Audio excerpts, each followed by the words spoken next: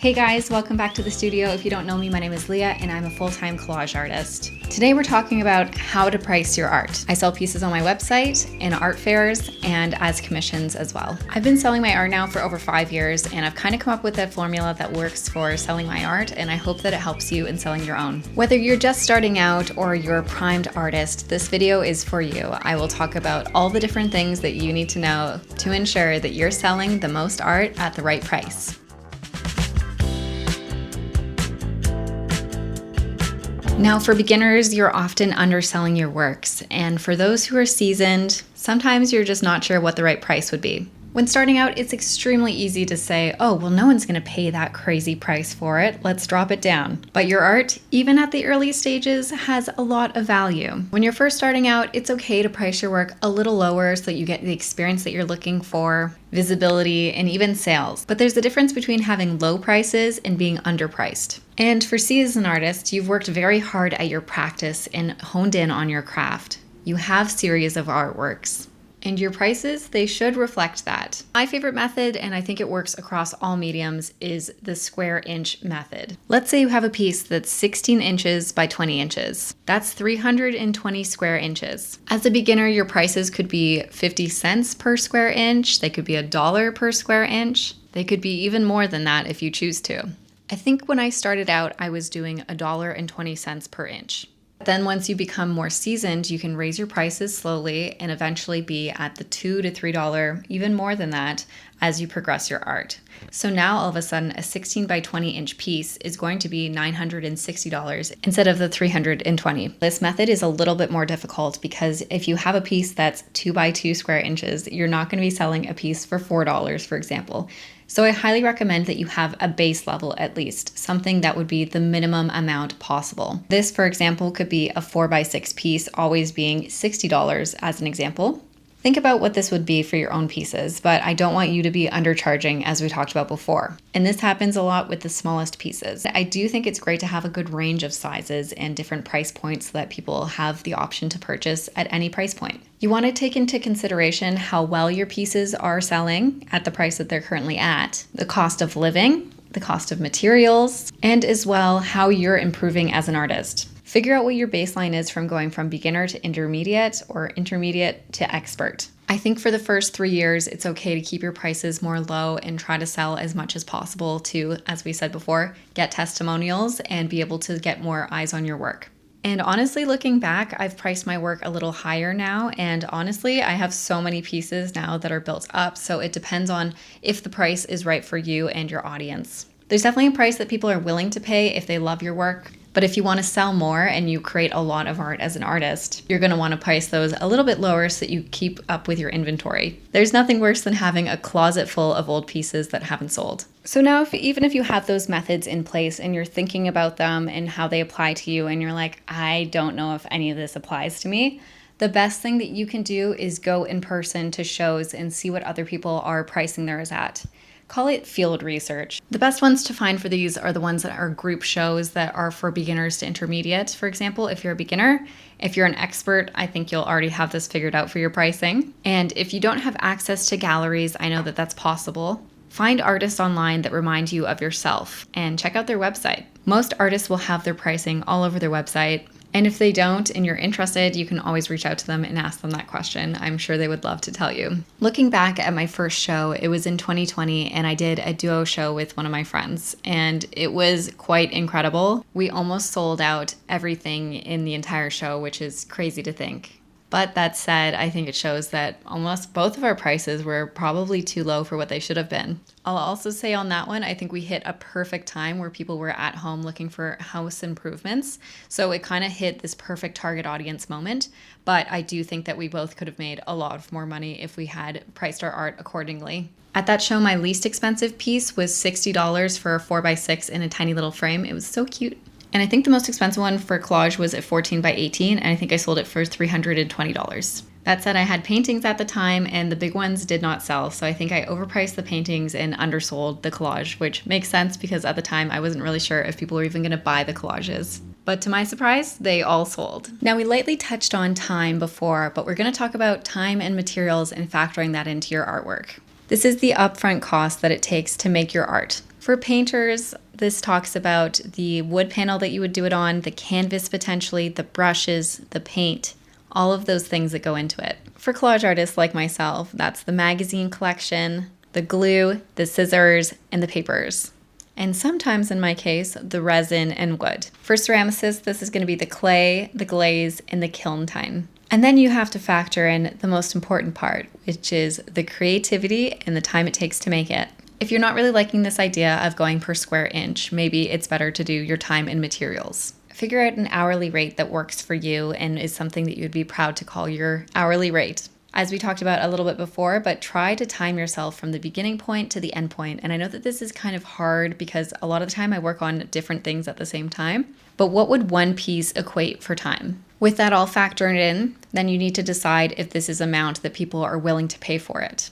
For this example, I'll stick with ceramics, but if you are making plates and your time takes hours and hours and you end up pricing it like $200 per plate, it's going to be hard to sell because it's a plate and other people are willing to only pay a certain amount for one, which really does suck, and I don't really know a great way around that. But that's what's kind of brilliant about the rest of art and sculpture is that people don't really have a top price tag for them, and that's why they get abused, I think. How can the Mona Lisa be worth $2.5 billion when I can also sell a piece for $20? If you're selling online, you can also factor in the prices of Etsy, for example. If you're using that to sell, they do take a commission. If you're using your own website, it does have a cost to it. And also for those transaction fees, it will come through. I also recommend being very transparent with your pricing on shipping. And you need to decide if this is something the buyer will be paying for, that you will be putting into your pieces, or if there's kind of a half 50-50 where you'll pay half of the price for shipping and they will as well.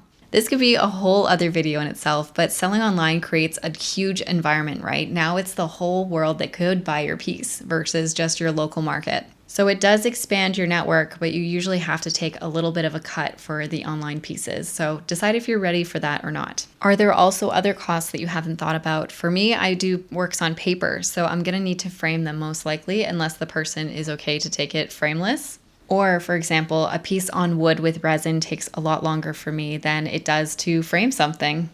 If you have different substrates, for example, in these cases, are you going to factor those in? But in this case, the resin takes more time, but a frame could be more money.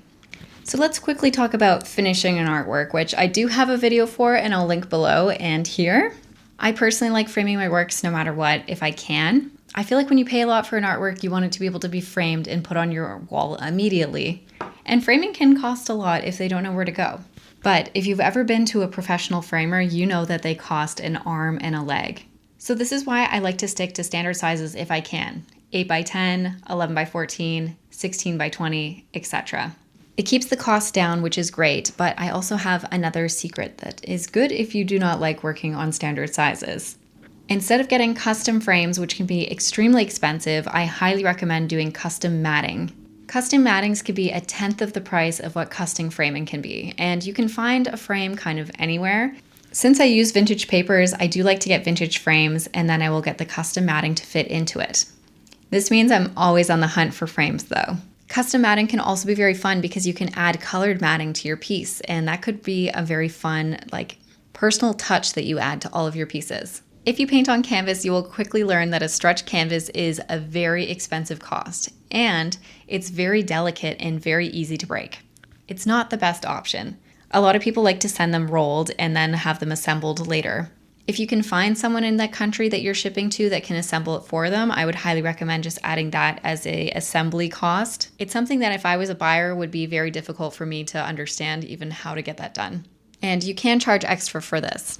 As for something like a sculpture, it can be very delicate to send, so you're going to want to make sure you do a lot of wrapping. But it's not the hardest if it's a smaller sculpture. If you work in larger sculptures, it's definitely worth trying to find someone in the commercial shipping space that can help you with those because it's going to be very hard to ship firstly. You definitely don't want it to break on the way there. And you definitely want to have someone try to assemble it because if a giant crate just shows up at the front door of someone's house, it's going to be a weird experience for them, especially if they're not someone who buys art in that size all the time. So just to recap everything that we've talked about, you're going to want to have the size of the artwork, the time that was put into it, the material costs, potential framing and presentation costs, and also the market value. So looking up other pieces and seeing if it matches the market. Let's also talk about prints. Prints, when they're small, I like to ship flat. That is just a no-brainer to me. You do not want them rolled up and then getting ruined, especially if it's on a thicker paper. But that said, my larger prints, which I used to do a lot of, were 2 feet by 3 feet, I believe, which is quite large. I would do in rolls because there's no other way to get them there. And I would do them on a thinner paper so that if it's on a cardstock, it wouldn't get ruined. I highly recommend doing prints as an artist once you're at a certain level. Even a limited edition would be great. Prints are a great way for people to be able to buy your art at a lower price than the originals. This opens up a whole other market for you for those lower buy purchases that want something bigger. And I'll plug, if you're looking for some amazing artwork, go check out my website, flanzella.com, where I have my originals, my prices for my prints. It's all on there and it's all transparent. So if you're looking for an example of a collage artist, maybe I'm your gal. And maybe if you see something you like, throw it in the cart. That said, I have been doing it for 5 years and I am a full-time professional at this point. So I think that this would be like the higher end of what the pricing could be. But it's also your art business and you're allowed to do whatever you want. Another thing that I'm going to quickly add as my little tip is that sometimes it's really hard to sell pieces because they feel like they're a part of us. Sometimes I feel like there's pieces that I need to keep for a little while just to feel it out. I don't know what that is, but sometimes we just have our emotional ties strings to a piece. If there's a couple pieces that you feel really deeply like you do not want to get rid of, don't get rid of them. But you cannot sell it for like triple what another piece is worth. I mean, I have seen people do that where they just don't want the piece to sell, so they basically put it at like 3 times their usual pricing. But in this case, if you still want to show it, you can put a not for sale or just say that it's already been sold and it's sold to yourself. And also something I'll just say right now too, you don't have to sell your art. Art does not need to be something that is commercialized. I've obviously taken the plunge in doing it, but that is not something that everyone needs to do. If you're not someone that would enjoy spreadsheets and emails and shipping labels and packaging, I highly recommend that you do not do that very often because it's a lot of work and it's not necessary. It's a cool thing to be able to say that you can sell your art. I totally agree, but it is a lot of work.